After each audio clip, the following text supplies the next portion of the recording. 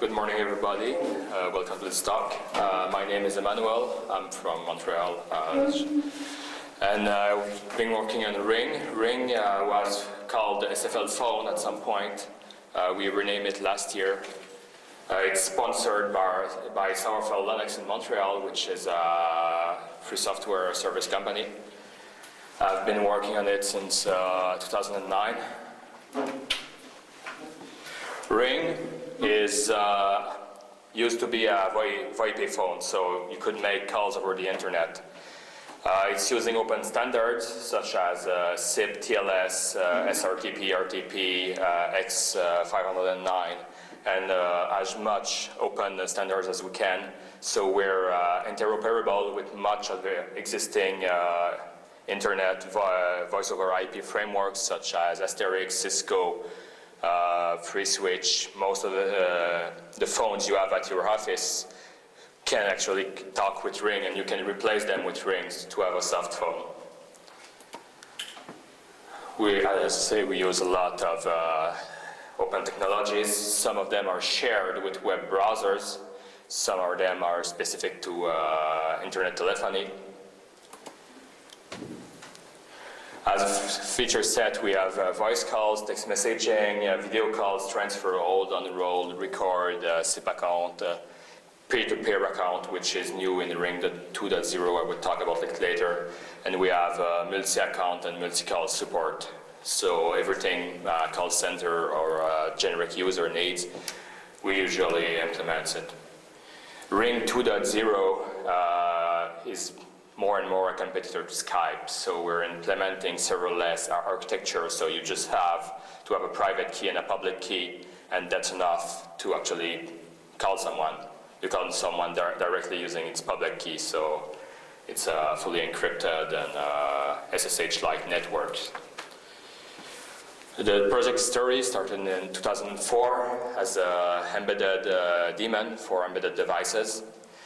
Not much later, there was a GTK client and a Qt client that were built.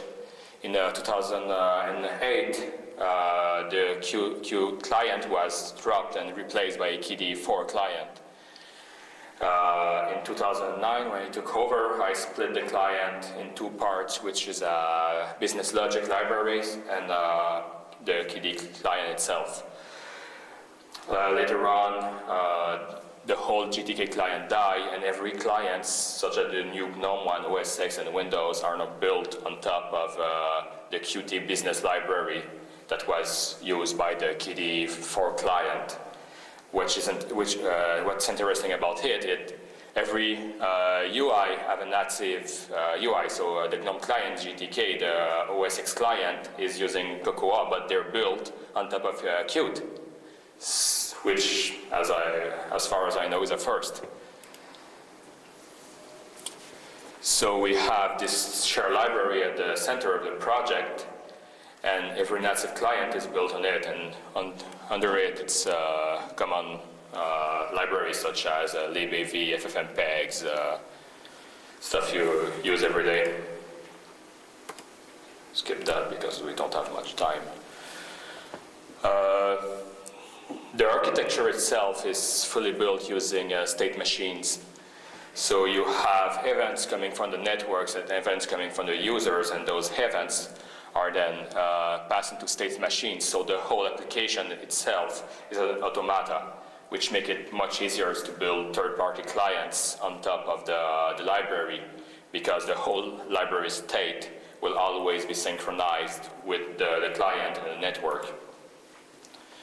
Passing a call, for example, you will have a series of states that will change and until the call is over. Same thing for text messaging and stuff like that. The library is based on Qt models, so we have this is old, but we now have 70-something models used in the library, which allow us to have very, very easy time to build new clients for embedded specific use case or for new platforms. This goes on and on. The models themselves will take data from various sources, such as a network, such as UPnP, your history, your contacts from Akademy, and really a lot of sources then will format this data and put it in the models. I guess everybody here is accustomed to doing that. We also handle security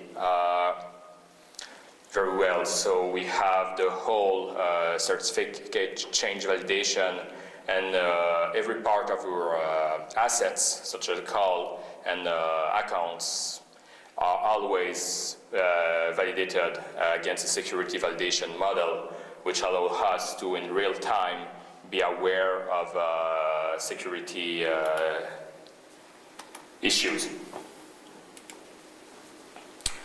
If you went to the David talk yesterday, you heard about the stock exchange models, which were used with various sources and a combination of all models to have a real-time validation. This is exactly what RIM uses in the background. So you have pipelines of various models going to proxies and filtering them, formatting them, and at the end you have a combination model, and the whole validation will take place on the data of this model in real time, which allows us to always at any point be able to know the security of our assets. As I said earlier, the other clients such as the GTK and OSX1 use native UI because the maintainers of the client wanted that. They can, I mean, why not? And so as the library use Qt, we had some interesting challenges to make this work. So the first one was, of course, signal and slots. As you know, in the Qt4 era, those were using some strange string manipulation in the background to connect. But in the Qt5, what you have is you have function pointers. So all of a sudden, the GTK and the Qt signal and slots mechanism just became compatible. Same thing for the event loop. Since Qt 4.something, Qt used the GLib. So in the background, it just now worked. The models, that was quite surprising, also bind very fine on both GTK, Qt, KDE, and OSX without too much code. In the end, it was just binding the similar APIs together, and the things just started showing up and working, which is surprising, in fact. But it just worked. We expected to have issues with this, but we never had.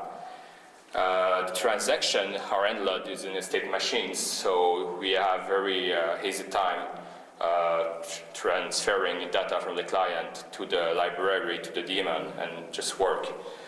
The main problem was actually dbus. On Linux, we use dbus to communicate between the clients and the daemon. On OS X and Windows, we don't have that. So the thing was to use the XML file from the dbus interface and generate C++ code to bind both parts directly. And all of a sudden, we thought after a while it started working. It was like interesting. So now we use dbus on Linux, and we use native linking on OS X and Windows, which was a fear that it wouldn't work. Also, Qt5 introduced in QtCore the QItem selection model class. It used to be in QtUI. This allows us to really bind every widgets of all platforms, such as combo box and a list view, table view, tree views, and be able to link the selection from the native client directly into the state machines. And this is really the key to building many UI with many types of widget set on many platforms, because once you have selection models and the views binded, then you have zero override code. So no matter how many platforms you have to support, in fact, they're just thin clients with no logic code. They're just binding directly to the underlying business library. To handle the problem where different platforms have different contact systems, such as KDE, Akademy, and some other platform don't, we actually have a mirror, the collection class, which every platform can implement. On top of KDE, of course, it's just binding directly to Akademy. But on the other platforms, they're just using a similar API and binding them. So in the end, we have working clients for all platforms.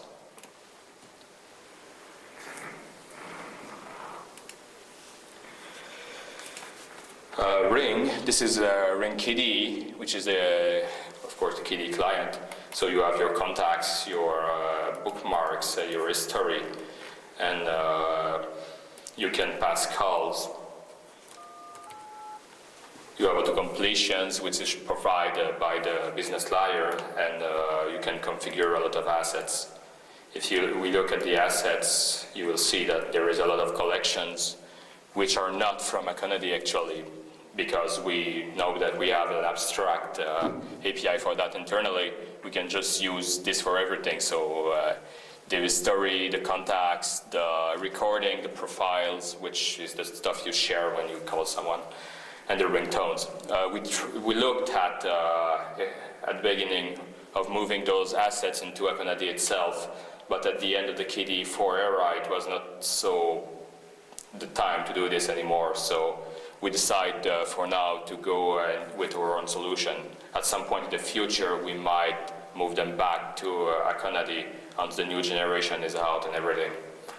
But for now, it's just there.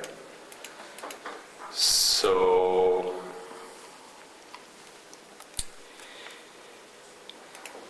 this is about it. I just skipped so many parts to save time that I actually finished early. Do you have any questions?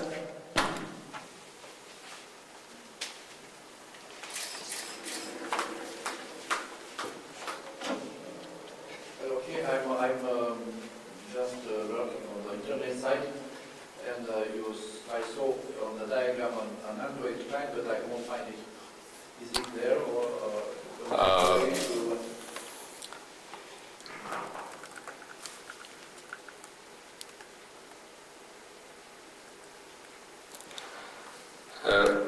There we go.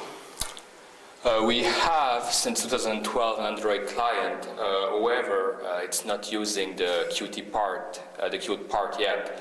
So for now, it's not officially released until it gets ported or manage to get the features the other clients have.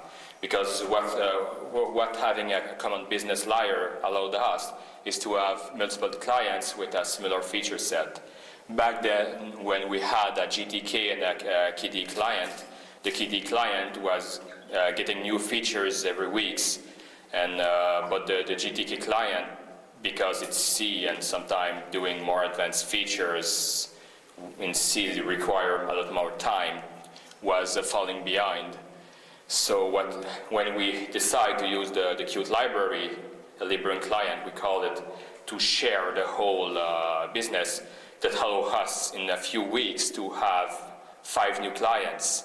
But the Android ones, because it's Java, there is a whole new set of challenges, because the maintainer want to use native widgets, he can, and those are accessible only from Java. You have to create a GNI binding, so Qt5 doesn't yet have Jambi. So it's not possible to directly, unless Jambi gets ported, to directly access the library from the Java side. There is some attempts on the web to port Jambi to Qt5 and Android, but it's not advancing really well. There's not a lot of people wanting to do that in the first place. Okay, thank you. Yeah, any more questions? Okay, so I think we'll wrap this up. Thank you so much, Emmanuel, and here's a round of applause for him.